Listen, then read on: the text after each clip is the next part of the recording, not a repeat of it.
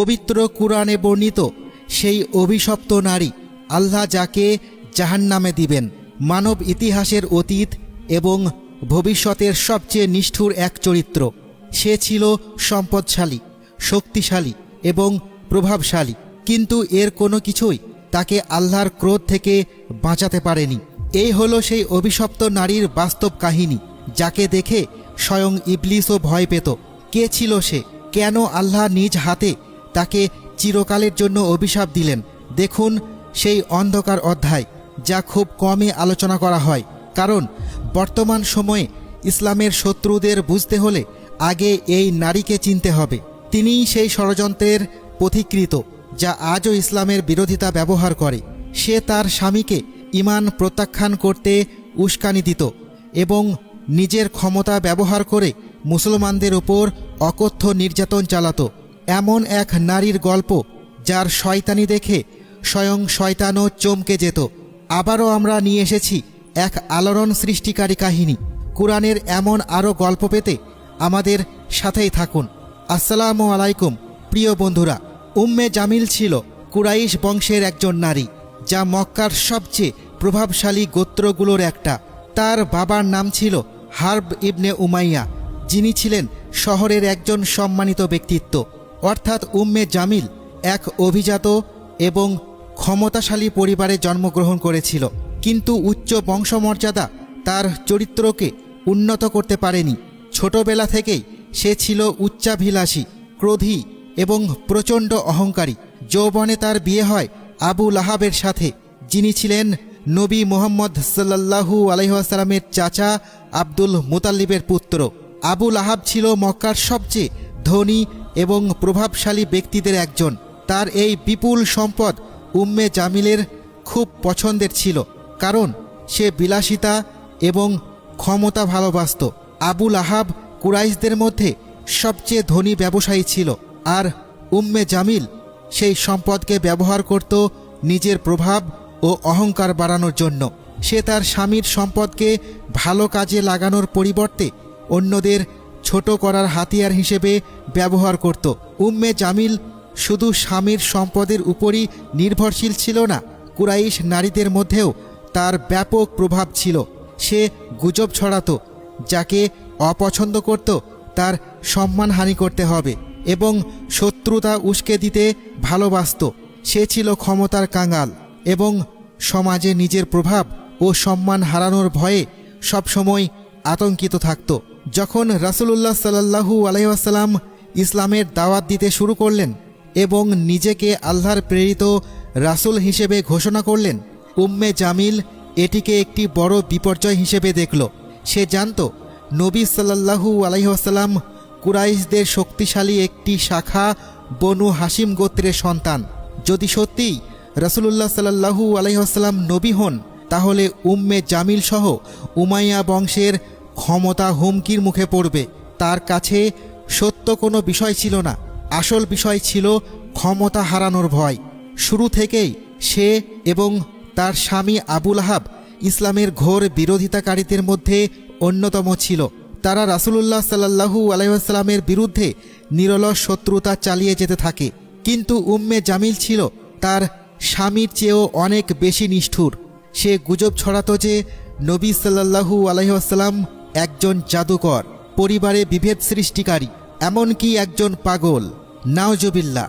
সে মানুষকে ইসলামের বিরুদ্ধে এবং বিশেষ করে নবী মুহাম্মদ সাল্লাল্লাহু আলাইহি ওয়াসাল্লামের বিরুদ্ধে ঘৃণা ছড়াতে প্ররোচিত করত।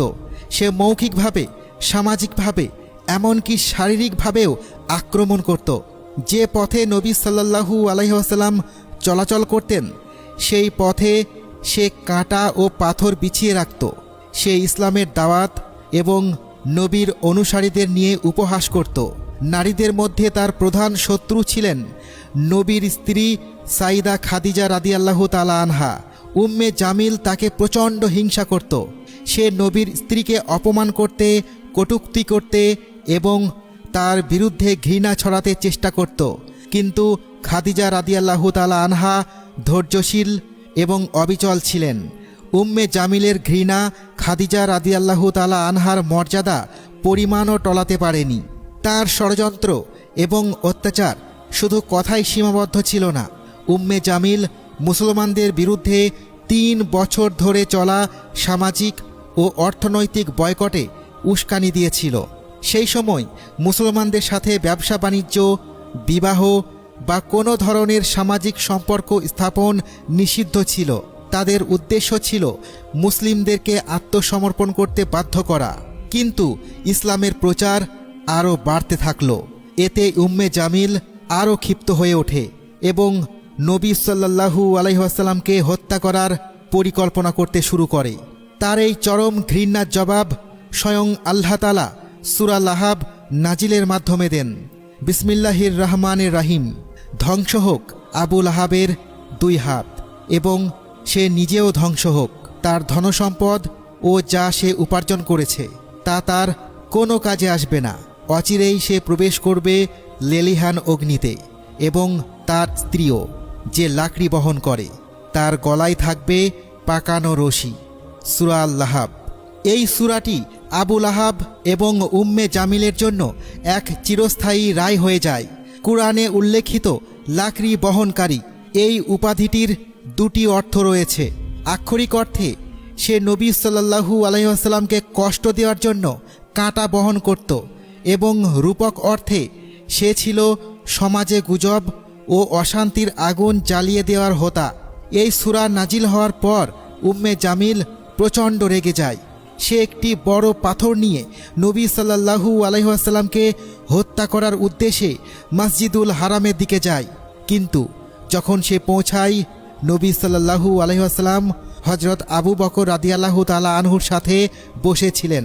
আল্লাহ তাআলা উম্মে জামিলের দৃষ্টিকে এমনভাবে অন্ধ করে দেন যে সে নবী সাল্লাল্লাহু আলাইহি ওয়াসাল্লামকে দেখতেই পায়নি। সে শুধু আবু বকর রাদিয়াল্লাহু তাআলা আনহুকে দেখতে পায় এবং জিজ্ঞেস করে, তোমার বন্ধু কোথায়? আমি তাকে চরম শিক্ষা দেব। অথচ নবী সাল্লাল্লাহু আলাইহি ওয়াসাল্লাম তার সামনেই বসেছিলেন। সে উদ্দেশ্যহীনভাবে পাথরটি ছুঁড়ে ফেলে রাগে গজরাতে গজরাতে চলে যায়।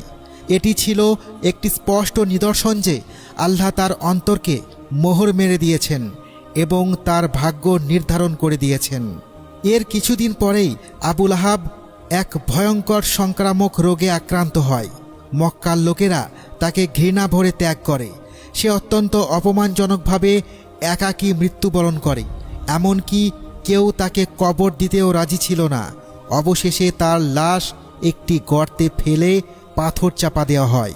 যে উম্মে জামিল নিজেকে সবচেয়ে শক্তিশালী মনে করত, সে এখন দুর্বল ও নিঃসঙ্গ হয়ে পড়ে। সে তখনও ঘৃণা নিয়ে মক্কায় ঘুরে বেড়াত, কিন্তু তার ক্ষমতা শেষ হয়ে গিয়েছিল। কিছু বর্ণনা অনুযায়ী তার মৃত্যু হয়েছিল ভয়াবহ। কেউ বলেন সে একটি বড় পাথরের নিচে চাপা পড়ে মারা যায়। আবার কেউ বলেন কুরআনের আয়াত অনুযায়ী তার গলায় রশি পেঁচিয়ে তার মৃত্যু হয়। উম্মে জামিল এবং আবু লাহাব হল সত্যের বিরুদ্ধে শত্রুতা এবং সীমাহীন বিদ্বেষের প্রতীক।